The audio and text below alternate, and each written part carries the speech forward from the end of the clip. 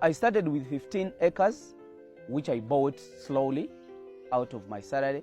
Then I started buying goats. I started with very good breeds. I started with Savannahs and Boers, those which are 75% and above. I used to buy them like 400,000. So when I made 100 goats, I shifted and I brought them here because I'd built my houses. The houses I built were very simple because my concept is doing a technical thing but in a cheaper way. So that is how I started. If I show you how I started on the houses I started with, it was my money that built it. But as time went on, the farm started funding everything. Goats can disturb you when you're stalking them. But the daily routines are simple. Like for me now, what I do, I don't do fully zero grazing. I do semi-intensive.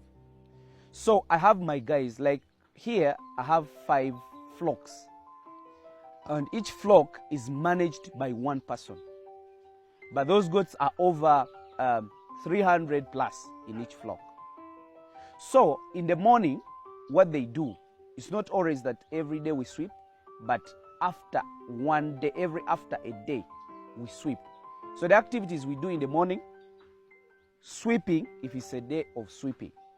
If it's not a day of sweeping, we go through the animals, the kids, because that is the very important part.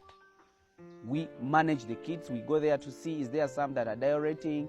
How did they sleep? Then we release them. You get? We release them to go and suckle on the mothers. Then introduce the feeds. Because we have the feeds here that we keep giving them in the morning.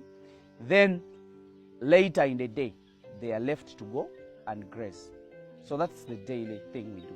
Unless in the weekly, every week like on Sunday. Every Sunday, the Sundays actually are complicated because that's when we spray. So that's it. That's how we ensure.